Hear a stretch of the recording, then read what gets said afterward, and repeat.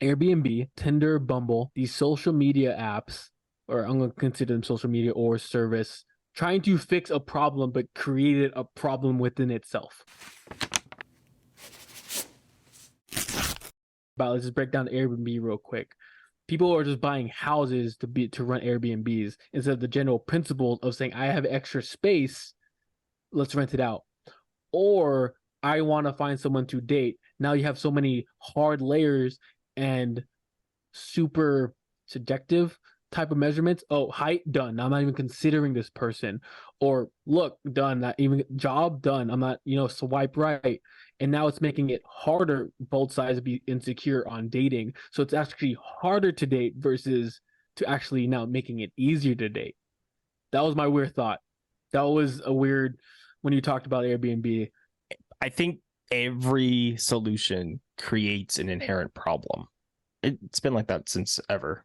What in a point besides those three apps has done that? You think the gun was created to be a more efficient hunting tool, which then led to higher violence, potentially, as a tool, right? Them you really want the gun violence. We went from Airbnb arbitrage to you really use that example. It's an option. No, it's how you use the tool at the end of the day, in the same way that it's how you use Airbnb. You can use it to make a little bit of extra money, or you can abuse it by doing Airbnb arbitrage because you see that there could be a financial capital gain on it, and then you exploit it. Same thing with Benadryl or Sudafed. Dude, what do you do in Benadryl?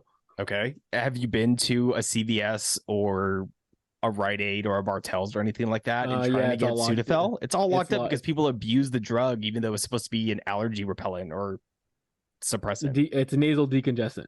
Yeah, but people abuse it. Or when I was at the dentist the other day, do you remember Listerine strips? Yeah. Okay, so Listerine, the mouth cleansing piece, there was always this burn that you would get in your mouth that made it feel like it was working.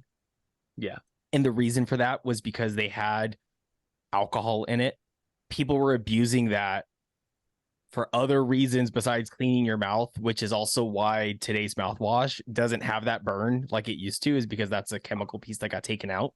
I miss that burn. So my teeth are not clean anymore.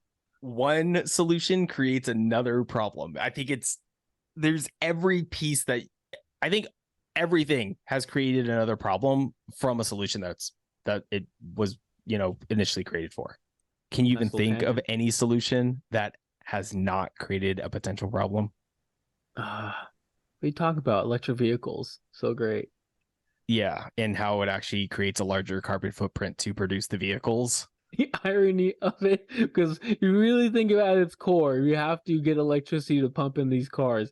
Where the freak are we going to get energy to pump electricity into these cars? Oh, I'm not even talking about like the charging of it. I'm talking about the actual production of the vehicles creates a larger carbon footprint. Can you break that down? Oh my gosh, I would have to find the articles and stuff for that. But there's a couple of articles and videos out there that talk about the actual components that it takes to build an electric vehicle versus the components to build a gas combustion engine car, and the amount of carbon that's created as a byproduct of manufacturing the vehicles is substantially higher with an electric vehicle than a gas powered vehicle. And so now you have the vehicles where like they're, let's say, offset like this. So starting from that point, yes, the slope of carbon created for using the vehicle is steeper than it is for an electric car.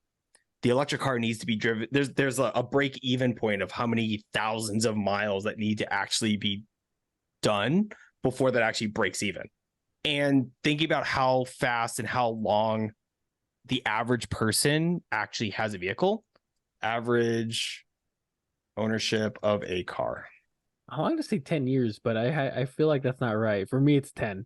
My little egg, my Nissan Versa is going strong. 07, baby. The average ownership of a car is 8 years in America. Okay, sounds about right. So I agree with that. So the outstanding question is, what is the break-even time that it takes before the extra carbon amount to create the EV is compared to the amount of a gas combustion car. And if it's greater than 8 years, then the average time to break even for the environment is beyond the average time someone actually has the vehicle, which just based on averages means that you're actually harming the environment by buying an EV. This conversation got a weird twist and turn to it. Pun intended. Yeah. I could look that up and we can like put that down in the show notes of exactly what it is, but yeah, just do it. Let's dig it up. Yeah, I'll find that piece.